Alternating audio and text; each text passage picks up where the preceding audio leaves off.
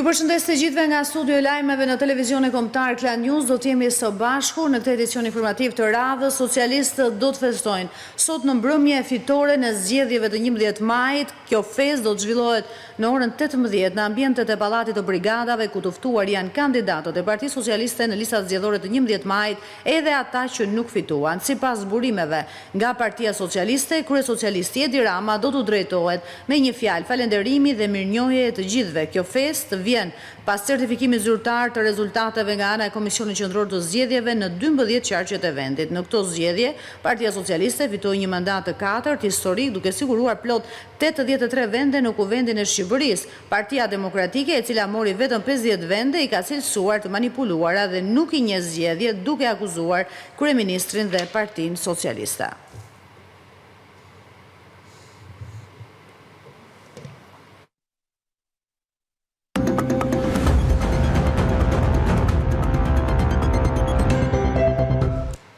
Një aksident i rënd ka ndodhur orët e para të mëngjesit të ditës së sotme në vendin e quajtur Rotondo e Kolonjës. Sipas asaj që bën të ditur policia, 28 vjeçari Sergio Gogaj ka humbur kontrollin mbi drejtimin e automjetit dhe përpasoj ka rënë në një kanal me ujë ku fatkeqësisht ka ndëruar jetë. Grupi hetimor po punon për zbardhjen e rrethanave dhe përcaktimin e shkakut të aksidentit.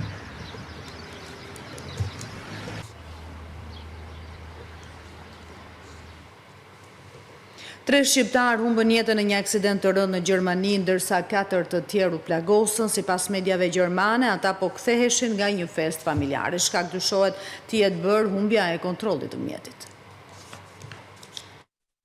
Një 38 vjeçar shqiptar humbi jetën mbrëmjen e së shtunës pas një aksidenti tragjik në Itali, emri i të cilit ende nuk bëhet me dije nga mediat italiane. Shqiptari humbi kontrollin e makinës teksa po e ndiqte policia. Ngjarja ndodhi në komunën Nettuno, 60 km në jug të Romës. Sipas asaj që raportojnë mediat fqinje, rreth orës 20:30 të së shtunës, 2 automjete nuk i ndaluan policisë në një postoblok të ngritur për kontroll. Kjo u pasua me një ndjekje nga ana e tyre, të cilët arritën të ndalonin vetëm njëran prej makinave ku udhëtonte një 28 vjeçar italian, ndërkohë shqiptari vjoi rrugën drejt Via Silvio Spaventa në periferi të zonës. Për shkak të shpejtësisë së lartë dhe rrugës me gropa, makina u përplas me një shtyllë ndriçimi dhe u përmbys. Nga përplasja, 38 vjeçari shqiptar mori plagë të rënda dhe vdiq para se të mbërrinte ambulanca. Nga kontrolli që policia kreu, pranë makinës u gjet një çantë me 25 kg kokainë e ndarë në 23 pako. Policia italiane nga ana tjetër arrestoi 28 vjeçarin italian, i cili dyshohet se bashkëpunonte me shqiptarin me akuzën e posedimit të drogës me qëllim shitjen e saj. Gjykata e Durrësit la në burg Xhevdet Plakun dhe 5 personat që u arrestuan me të, ndërsa për njërin prej tyre u caktua masa e detyrim paraqitje. Xhevdet Plaku ishte në kërkim nga drejtësia italiane për disa ngjarje.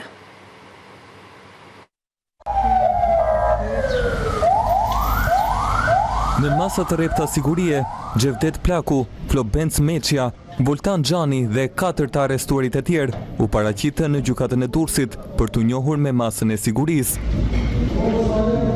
Seanca zgjati për më shumë se 2 orë, ndërsa për 5 prej tyre, trupa gjykuese vendosi arrest në burg. Në qeli do të qëndrojë Xhevdet Plaku, i cili ishte në kërkim ndërkombëtar, pasi kërkohej nga autoritetet italiane. Ai u aratis nga burgu i Ankonës në janar të këtij viti. Të njëjtën masë sigurie, trupa gjykuese dha edhe për Flobenc Meçën, si dhe Voltan Xhanin, të 2 personat konsideruar me rrezikshmëri të lartë shoqërore e të përfshirë në ngjarje kriminale. Arrest në burg u vendos edhe për 3 persona të tjerë, të cilët akuzohen për mos kallëzim krimi. Gjykata liroi vetëm njërin prej tyre, Alfred Hasanin, i cili do të qëndrojë në detyrim paraqitje. Edhe shoqërimi i tyre për në paraburgim u bë me masa të shtuara sigurie. Policia Barkas! Të 7 personat u arrestuan të premten në një restorant në gjirin e Lalzit. 4 prej personave ishin të armatosur dhe policia sekuestroi edhe armët, të cilat sipas bluve ishin gati për qitje. Gjatë operacionit u sekuestruan edhe shuma parash, si dhe sende të tjera. Policia ka kapur edhe autorin tjetër të ngjarjes së ndodhur në fshatin Shtyllas në Fier, ku babë e birë tentuan të vrisnin me sapat një 58 vjeçar. Sipas njoftimit të policisë, autori i dytë u kap duke tentuar të largohej për në shtetin grek pas disa orë kërkimesh të pandërprera dhe informacioneve se ai po largohej në drejtim të Sarandës. 40 vjeçari u kap në momentin që do të hipte në autobusin e Konispolit. Më herët u kap edhe babai i tij, 63 vjeç, ndërsa i plagosuri ndodhet në spital nën kujdesin e mjekëve jashtë rrezikut për jetën. Babë e birë akuzohen për veprën penale, vrasja me paramendim e kryer në bashkëpunim dhe e mbetur në tentativë. Dy shtetas të huaj që kishin mbetur në mes të detit janë shpëtuar nga policia kufitare shqiptare. Sipas Ministrisë së Mbrojtjes, forcat ndërhyn pas marrjes së njoftimit nga autoritetet greke për një incident në ujërat territoriale shqiptare, ku një velier me dy shtetas të huaj në bord, një gjerman dhe një zviceran, kishin pësuar defekt në motor dhe kishin mbetur në det të hapur në pozicionin rreth 5000 milje larg gjirit të Gramës. Pavarësisht dallgëve, ekuipazhi i velierës u ndihmua të rivinte në funksion motorin dhe nën mbikëqyrjen e mjeteve detare shqiptare, mjeti lundrues u shoqërua në mënyrë të sigurt drejt gjirit të Porto Palermos. Të dy shtetasit e huaj janë në gjendje të mirë shëndetësore.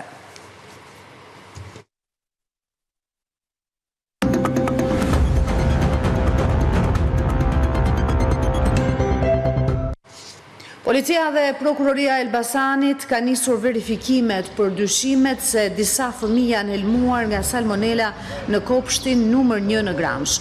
Grupi i hetimit bëri të ditur se në spitalin e Gramshit janë paraqitur për të marrë ndihmë mjekësore 6 fëmijë dhe janë bërë analizat për të gjithë fëmijët dhe personelin e kopshtit. Në funksion të hetimeve janë sekuestruar kartelat klinike për 6 fëmijë të shtruar, proceduve verbalet e kontrollit dhe furnizimit me produkte ushqimore të kopshtit, si dhe janë marrë mostrat nga ushqimi për analiza. Policia tha gjithashtu se është bërë bllokimi i produkteve ushqimore të mbetura në kuzhinën e kopshtit.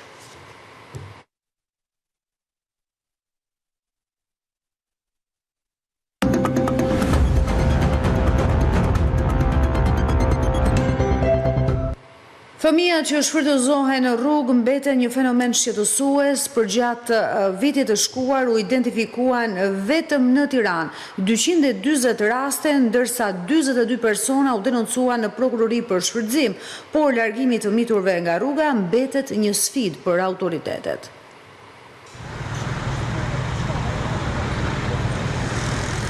Të mitur që kërkojnë lëmosh, që lajnë xhamat e makinave, të tjerë që mbajnë në krah nga nënat, teksa kërkojnë lëmosh. Këtë pamje e shohim çdo ditë në përkurgjimet kryesore të rrugëve të Tiranës. Këta fëmijë shfrytëzohen nga të rriturit në pjesën më të madhe të rasteve nga prindrit apo familjarët e tyre. Shfrytëzimi i fëmijëve për punë vijon të mbetet kështu një fenomen shqetësues. Në vitin 2024, sipas Qendrës Komunitare të Terrenit të Bashkinë e Tiranës, janë identifikuar 240 raste, ndërsa vetëm në 3 muajt e parë të këtij viti janë identifikuar 102 fëmijë. Rreth 120 raste prej tyre janë parandaluar, të cilët aksesojnë aktualisht shërbimet komunitare. Sfida është rikthimi i tyre sërish në rrugë edhe pasi marrin shërbimet e nevojshme, sepse të ardhurat që fitojnë nga lëmosha i konsiderojnë më të larta. Shkojnë nga 3.000 deri në 5.000 lekë për fëmijë në ditë. Është shumë e konsiderueshme dhe kjo është sfida më e madhe për të bashkëpunuar më pas me familjet. Pjesa më e madhe e tyre janë familje në lëvizje që vijnë nga qytetet e tjera, po kjo e bën shumë të vështirë më pas procesin e menaxhimit. Për familjet që vazhdojnë dhe i shfrytëzojnë të miturit duke i rrezikuar sigurinë fizike dhe shëndetin janë bërë edhe kallëzime. Deri më tani janë 42 raste për të cilët janë kryer, le të themi, edhe kallëzimet penale, nuk bashkëpunojnë me struktura sepse shikojnë shfrytëzimin e të miturve dhe të fëmijëve si një burim të ardhurash. Por ai ndihmojmë ne kur u japim lëmosh këtyre fëmijëve. Qendra Komunitare e Terrenit thotë se jo, sepse kjo mënyrë nxit shfrytëzimin e tyre. Shifrat e Instat tregojnë një rritje të fenomenit të plagjes së popullsisë në vendin tonë. Në këtë situatë, ekspertët e ISHP-s ngrihen shqetësimin për mungesën e mjekëve që janë të specializuar për moshën e tretë.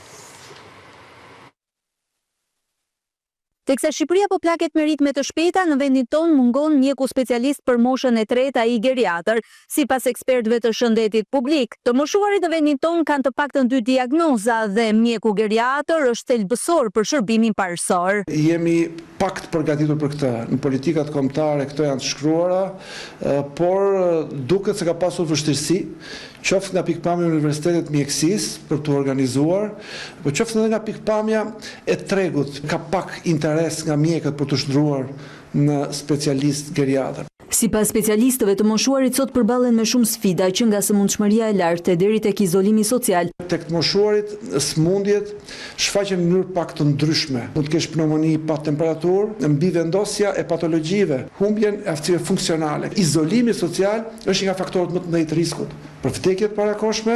Geriatri përgatitet për të ndjekur problemin e sëmundjes biologjike, por edhe jetën sociale. Deri tani në disa raste ka qenë mjeku i familjes ai që ka kryer edhe rolin e mjekut geriatër. Aktualisht në Shqipëri mbi 20% e popullsisë mbi 65 vjeç, krahas sëmundjeve bashkëshoqëruese, ka humbur një aftësi në të ecur apo shikimin, ndërsa tek ata mbi 80 vjeç, kjo përqindje është më e lartë deri në 50% e të moshuarve.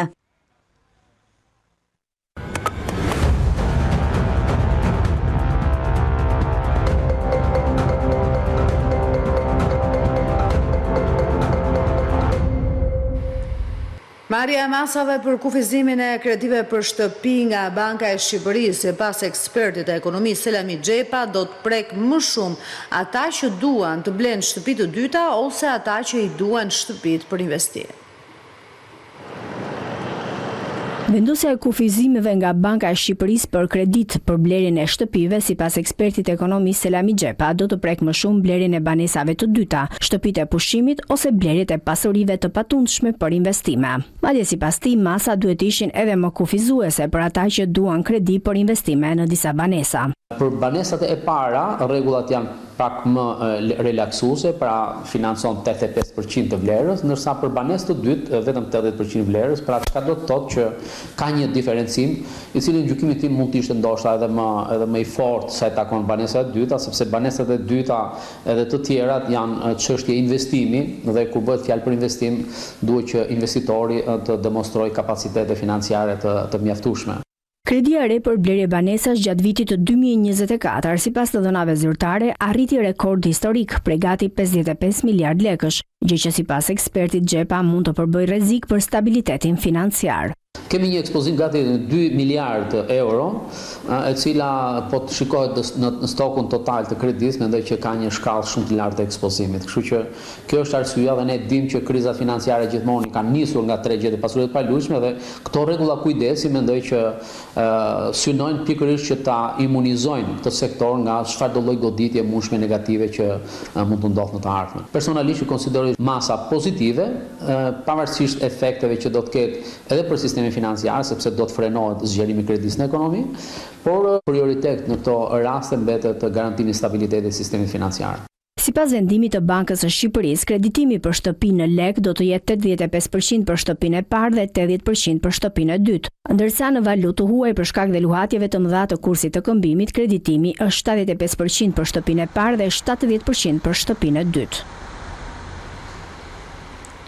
Revista Forbes ka sugjeruar Bregdetin shqiptar në krye të 5 destinacioneve ku duhet investuar në pasuri. Vlora rekomandohet si vendi ku mund të blihet një banesë.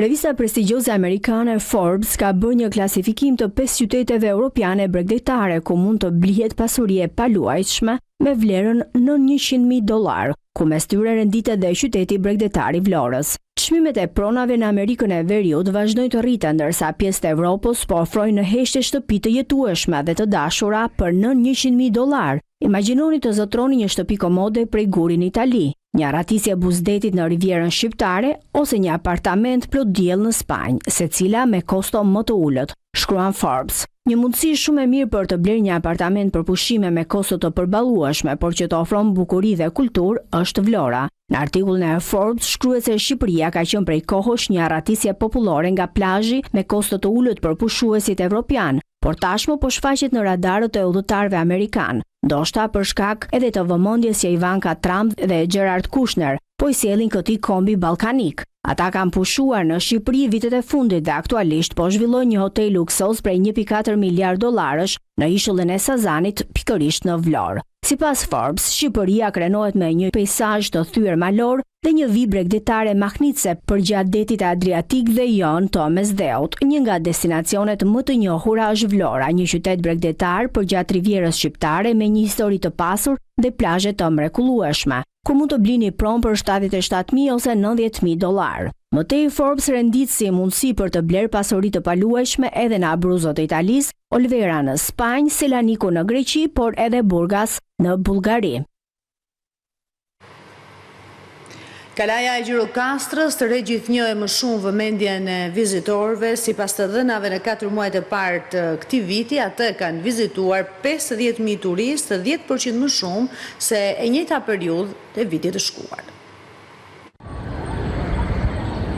Nëse nuk jemi në periudhën e pikut të sezonit turistik, vizitorët e zgjedhin Gjirokastrën edhe në këto ditë të majit.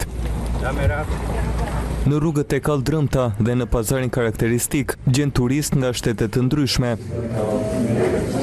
Ata që zgjedhin të pushojnë në qytetin e Gurt, nuk largohen nga Gjirokastra pa vizituar Kalan e Argjiros. Turistët vlerësojnë bukurinë e këtij objekti, por edhe të qytetit. Është një qytet fantastik. Ka një pamje të mrekullueshme të maleve. Qyteti është interesant. Kalaja është një objekt të rregjes dhe ndërtesat janë të veçanta. Më pëlqen edhe kuzhina tradicionale këtu. Është një qytet i bukur, mirë se vini në Shqipëri. Interesi nga turistët në 4 mujorin e parë të këtij viti ka qenë i lartë. Sipas së dhënave, ka një rritje krahasuar me të njëjtën periudhë të 2024-s. Janë 53.000 vizitorë, të cilët kanë vizituar Kalani e Gjirokastrës, një rritje me 10% krahasuar me të njëjtën periudhë të vitit të kaluar. Në kohë paralelisht kemi rritje të numrit të vizitorëve dhe në sitin e Parkut Arkeologjik të Antigones, apo edhe në sitet e cilat nuk janë administrimit dhe të restoranit të shikueshme të Gjirokastrës. Turistët zgjedhin të vizitojnë edhe shtëpitë karakteristike të qytetit, por edhe objektet e kultit, të cilat ndodhen në zonat përreth qytetit.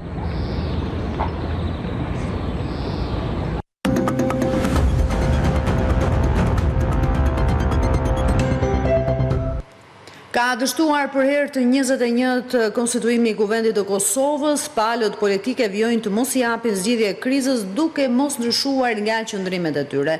Të martën do të jetë seanca e radhës.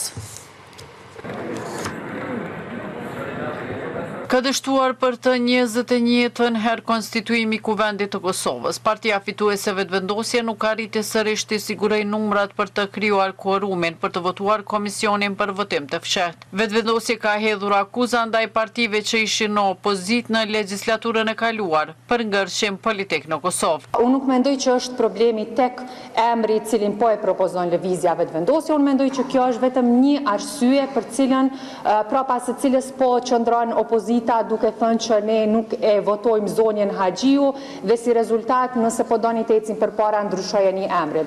Po ne nuk mund të futemi në këto lloj kërkesash të partive opozitare sepse jemi subjekti që ka fituar zgjedhjet e 9 shkurtit. Derisa partitë ish opozitare bëjnë përgjegjës kreun e vetëvendosjes për bllokadën e krijuar. I bëjmë thirrje, i bëjmë ftesë që të reflektoj.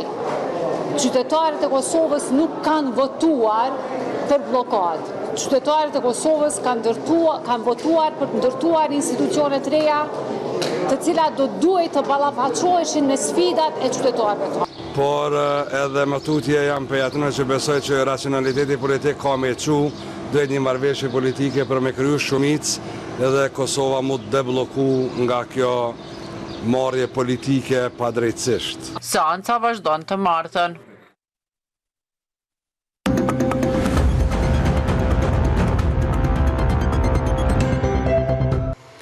Eci më tej me zhvillimet nga arena ndërkombëtare, presidenti i Shteteve të Bashkuara të Amerikës Donald Trump utëroi që ditën e diel nga kërcënimi i tij për të vendosur tarifa prej 50% mbi importet nga Bashkimi Evropian. Ai pohoi se kishte pasur dje një bisedë telefonike me presidenten e Komisionit Evropian Ursula von der Leyen dhe pas kësaj kanë rënë dakord që të zgjasë afatin deri në datën 9 korrik duke i lënë kohë bisedimeve midis Washingtonit dhe bllokut prej 27 vendesh për të arritur një marrëveshje.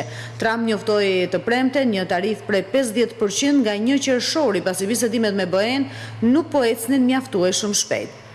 Kërcënimi trazoi tregjet financiare globale dhe intensifikoi një luftë tregtare që është shoqëruar me ndryshime të shpeshta në politika tarifore ndaj partnerëve dhe aleatëve tregtar të SHUBA-s. Sipas Trump, von der Leyen i tha gjatë bisedës BE-s se i duhej më shumë kohë për të arritur një marrëveshje. Patëm një telefonat shumë të këndshme dhe unë pranova të shtyja vendimin, u tha Trump gazetarëve para se të kthehej në Washington pas një fundjavë në New Jersey. Ajo tha se do të takohemi shpejt dhe do të shohim nëse mund të gjejmë një zgjidhje. Von der Leyen tha në një postim në rrjetin social X se pati një bisedë të mirë me Trump dhe se Bashkimi Evropian ishte gati të vepronte shpejt.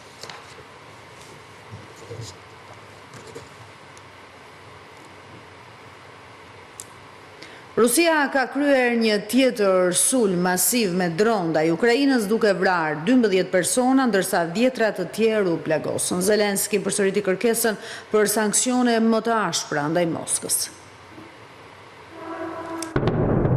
Rusia nisi sulmin më të madh ajror në Kiev dhe rajonet të tjera të Ukrainës. Forcat ruse lëshuan rreth 70 raketa dhe më shumë se 300 dron. Të paktën 12 persona mbetën të vrarë dhe 10 të tjerë u plagosën në të gjithë Ukrainën nga këto sulme. 3 fëmijë u vranë në perëndim të Kievit dhe një burrë rreth të 70-ave humbi jetën në qytetin Igor Mikolaiv, ndërsa mbi 20 shtëpi dhe ndërtesa të tjera u shkatruan.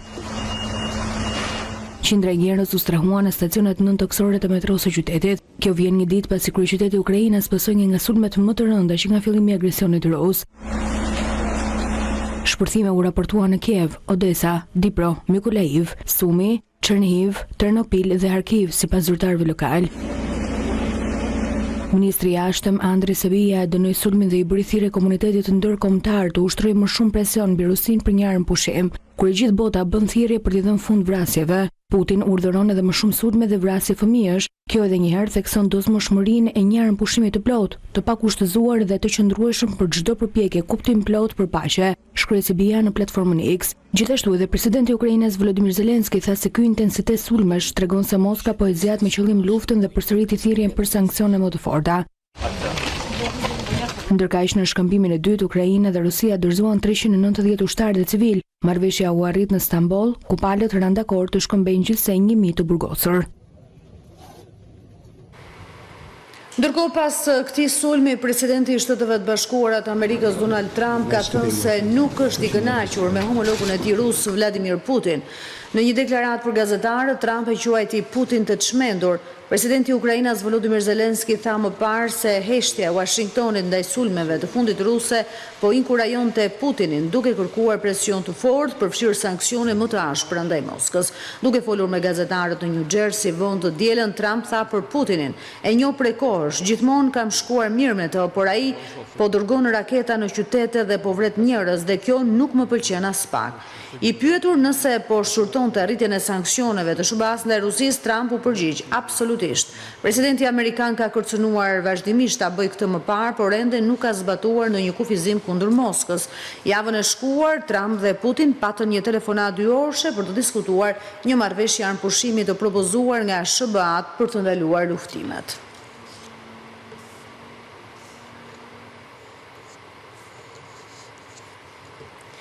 Ushtria izraelite ka marrë kontrollin e 77% të territorit të ripit të Gazës, ndërsa nga bombardimet e fundit mes dhjetrave viktimave është edhe një gazetar e një zyrtar i lartë.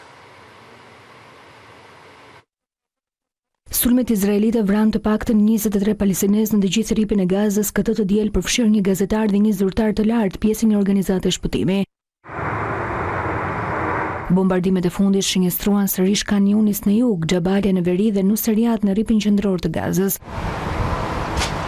Ushtria izraelite tani kontrollon 77% të sipërfaqes totale të ripit të Gazës, sipas medias qeveritare palestineze. Ata i kanë bërë thirrje OKB-s dhe komunitetit ndërkombëtar që të ndërmarrin veprime për të ndaluar zërimin e Izraelit. Gjenocidi i vazhdueshëm, spastrimi etnik, agresioni dhe kontrolli mbi pjesën më të madhe të ripit të Gazës pasqyron një vullnet politik izraelit për të imponuar një zgjidhje përfundimtare me forcë, në kundërshtim të hapur me të gjitha ligjet dhe normat ndërkombëtare, thuhet ndër të tjera në deklaratë. 10 mijëra trupa izraelit janë vendosur në Gaza, ndërsa Izraeli vijon ofensivën e tij toksore. Ushtria gjithashtu ka vendosur të gjitha brigadat e saj të blinduara me tanke dhe automjete të tjera ushtarake.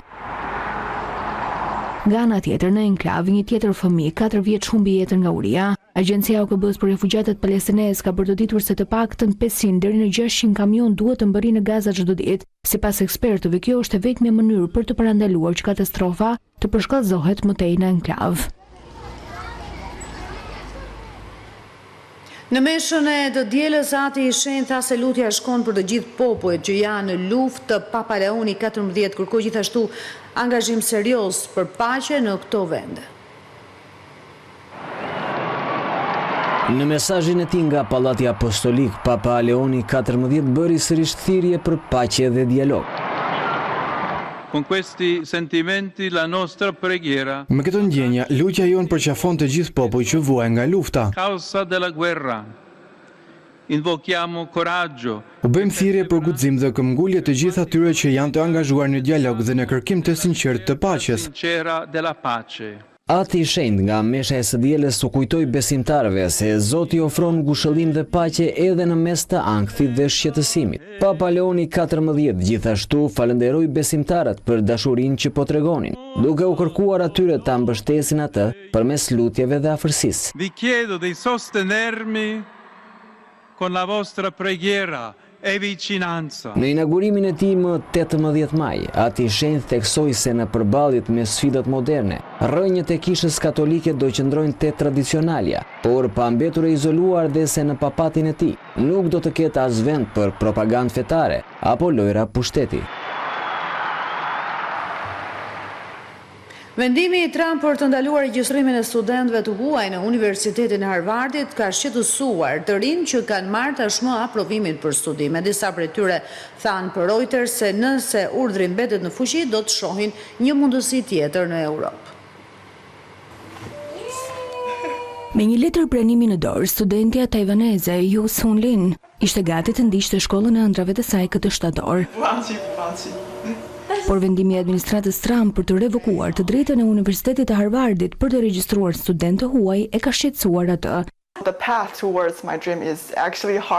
Rruga drejt ëndrës time po bëhet më e vështirë nga sa prisja. Ka shumë pasiguri, ndihem e prekur nga kjo. Kjo është arsyeja pse jam në ankth. Tani thjesht po pres se çfarë do të ndodhë.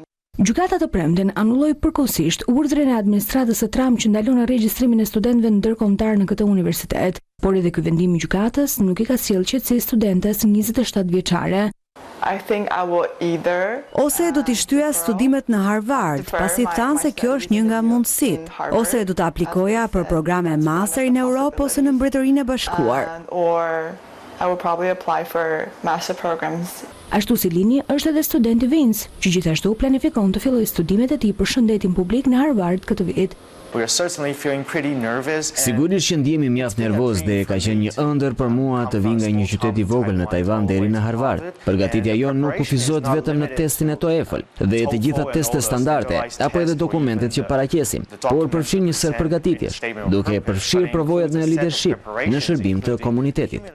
Lin dhe Vince janë ndër 52 studentë taiwanez të regjistruar aktualisht në Universitetin e Harvardit. Vendimet e fundit të administratës amerikane në lidhje me universitetet po shkaktojnë një ndikim shumë të madh tek mira studentë huaj. Administrata e Trump ka vendosur kufizime për gazetarët e Pentagonit. Media duhet të marrin miratim për akreditim dhe të shoqërohen me eskort zyrtare.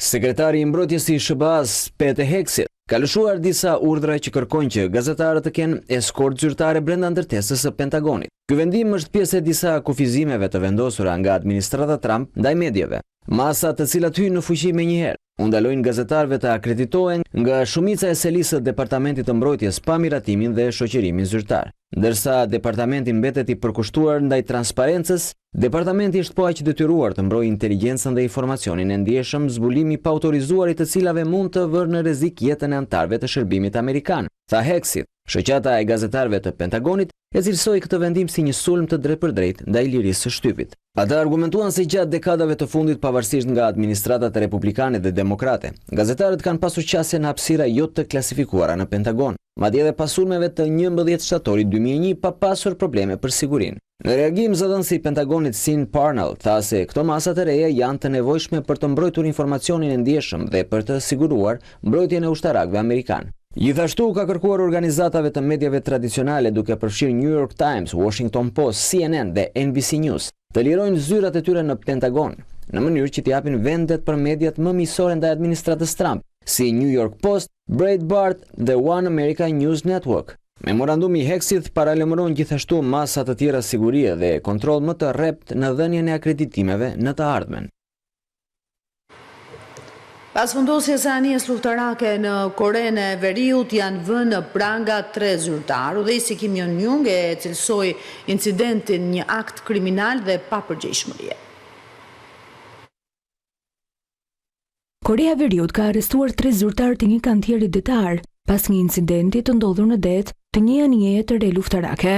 Gjatë ceremonisë së lëshimit të luftanijes, 5.000 tonë pjesa e poshtme e trupit të saj u dëmtua, duke e bërë atë të humbasë ekuilibrin dhe të anohet në ujë. Një hetim mbi incidentin është hapur, të cilën udhëheqësi i Koresë së Veriut Kim Jong-un e përshkroi si një akt kriminal. Agjencia zyrtare e lajmeve në vend bëri të ditur se të ndaluarit janë inxhinieri kryesor i kantierit, ku ndërtua anija, drejtuesi i ndërtimit të saj dhe një përgjegjës administrativ. Gjithashtu edhe drejtori i kantierit është marrë në pyetje nga autoritetet ligjzbatuese. Lideri korean verior u shpreh se aksidenti u shkaktua nga pakujdesia absolute dhe papërgjegjësia. Ai kërkoi ndryshime të rrepta për përgjegjësit, të cilët sipas tij nuk u treguan as pak të kujdesshëm dhe në përkëmbën dinjitetin kombëtar. Është e pazakontë që Korea e Veriut të zbulojë publikisht aksidentet lokale, megjithëse këtë e ka bërë edhe në të kaluarën. Ky incident vjen disa javë pasi Korea e Veriut prezantoi një luftë anije të quajtur Choyon, që Kim Jong-un e quajti një përparim në modernizimin e marinës dhe që pritet të vihet në përdorim në fillim të vitit të ardhshëm.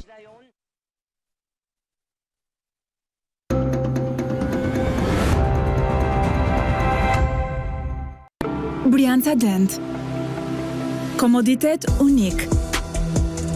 Kujdes në të gjitha detajet.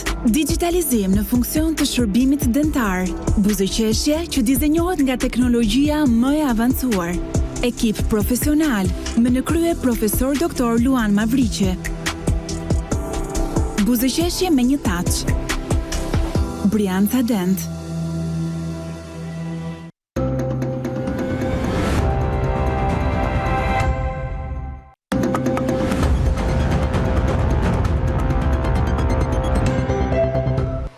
Pas 3 vitesh punime për restaurimin e muzeut arkeologjik të Durrësit, ende ai nuk ka përfunduar, duke rrezikuar kështu edhe hapjen për këtë sezon turistik. Zyra e Kombeve të Bashkuara, UNOPS, shpreh se punimet për objektin e parashikuar duhet të përfundonin që në vitin 2023, por janë vonuar për shkak të problemeve të pronësis. Në nëntor të vitit 2022 nisi restaurimi i Muzeut Arkeologjik të Durrësit, ndërsa projekti parashikonte që punimet do të zgjasnin vetëm një vit dhe se objekti i përfunduar duhej të dorëzohej në 2023. Pas 2 vitesh e gjysmë, ky muze, një nga më të rëndësishmit në vendin tonë, qëndron ende i mbyllur, duke rrezikuar që të mos jetë gati për turistët edhe për gjatë sezonit veror të 2025-s. Jemi munduar që ta zëvendësojmë duke futur sitet e tjera. Për shembull, pa diskutim një ndër to është amfiteatri i Durrësit. Pastaj muret rrethuese, kemi futur dhe torën rrethore apo torën venecianet. UNOPS, zyra e Kombeve të Bashkuara për projektet që ndjek investimin në terren për televizionin Klan, thotë se pengesë për shtyrjen e afatit është bërë pronësia e Muzeut Arkeologjik të Durrësit. Një problem i rëndësishëm ka qenë nevoja për të regjistruar pronën ku ndodhet objekti i muzeut në emër të qeverisë së Shqipërisë, në mënyrë që të mund të merrej leja e ndërtimit. Prona nuk ishte regjistruar kurrë në emër të Ministrisë Përkatëse të Qeverisë së Shqipërisë. Aktualisht është marrë leja e ndërtimit që lejon zbatimin e të gjitha funksioneve mbështetëse të projektuara për muzeun. UNOPS nuk jep përgjigje se kur do të bëhet inaugurimi i muzeut të restauruar, por thotë se tashmë 93% e punës në kantier ka përfunduar. Sqaron se me përfundimin e punimeve në ambientet e brendshme do të bëhet risistemimi i objekteve arkeologjike në ekspozitore të rinj dhe sistemimi i artefakteve në oborrin e godinës. Me një investim prej rreth 348 milion lekësh, autoritetet synojnë që në momentin e rihapjes, vizitorët të kenë akses në 3 kate të muzeut me një tjetër rikonceptim të prezantimit të 3000 objekteve historike. Nisë festivalin Netët Korçare të poezisë në edicionin e 29 marrin pjesë edhe poet të huaj. Festivali ndërkombëtar i poezisë Netët Korçare të poezisë për të 29-tin vit do ta kthejë Korçën në qendrën e poezisë dhe artit elitar. Në këtë edicion të veçantë, 34 poet nga Shqipëria, Kosova, Greqia, Franca, Italia, Izraeli dhe Monako do të prezantojnë krimet e tyre në vargje duke ndarë me publikun një udhëtim shpirtëror përmes fjalës së gdhëndur bukur. Poetët do të sjellin jo vetëm vargje, por edhe tinguj dhe ndjesi unike të vendeve të tyre përgjatë 2 netëve të festivalit. Këtë vit, në edicionin 29 të saj, ne kemi të ftuar poet nga Greqia, Italia, Franca dhe poet për të parë që nga vinë nga Izraeli. Interesante është që të ftuar kemi edhe pasardhësit e familjes Duraco, të cilët kanë themeluar qytetin e Gjenovës në Itali dhe pasardhësja ka shkruar dhe historinë e familjes Duraco, të cilën do ta prezantojmë nesër në bibliotekë. Më pas do të kalojmë vizitat kulturore në muzeumet e qytetit dhe me recitimet e poezive në muzeumet e qytetit. Netët Korçare të poezisë japin Korçës dimensionet e një skene të madhe, ku shpërfaqen kultura, gjuhë dhe emocione të ralla.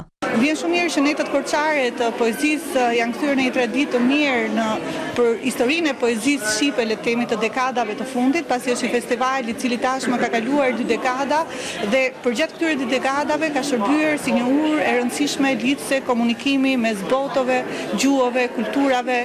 Është hera e parë që unë marr pjesë dhe jam shumë e lumtur, marr pjesë me një poezi të veçantë të presë. Shpresoj që poezia të pjetohet dhe të vlerësohet nga juria. Krijuesit që vinë për herë të parë në këtë event kanë mbetur të befasuar nga gjallëria e qytetit të Korçës. Kjo është hera e parë që vinë në Shqipëri dhe sigurisht në Korçë. Jam shumë i lumtur që jam këtu dhe falenderues që më kanë ftuar në këtë aktivitet. E vizitova pak qytetin e ecje këtë pasdite dhe më bëri përshtypje që kishte shumë të rinj, por edhe shumë të moshuar si një miksim. Më e rëndësishme për mua është paqja dhe këtë mesazh dua t'i jap sot. Në përfundim të festivalit, juria do të vlerësoj dhe do të ndajë çmime për krijimet më të mira.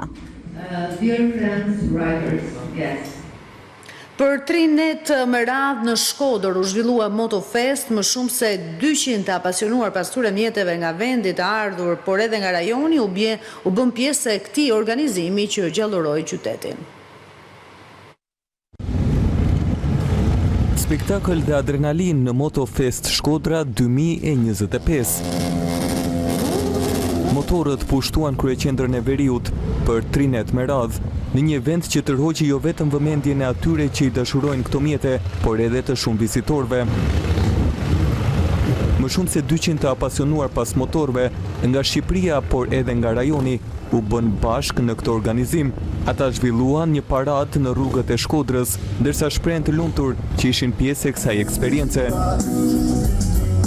Ata vlerësojnë edhe qytetin verior shqiptar. E du Shkodrën, e du shumë Shkodrën.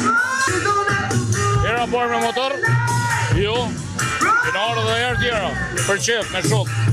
Ishte një organizim që duhej bërë, i mungonte, me padurime kemi pritur, dhe ja ku jemi, gjithçka shumë e bukur.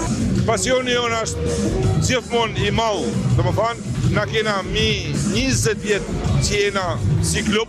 Sa herë që kem festa në Shqipëri, unë vi me gjithë shef prej Cyrit këtu, edhe krahashemi. Kjo është arsyeja domethënë që Shkodra dhe Shqipëria është shumë e bukur.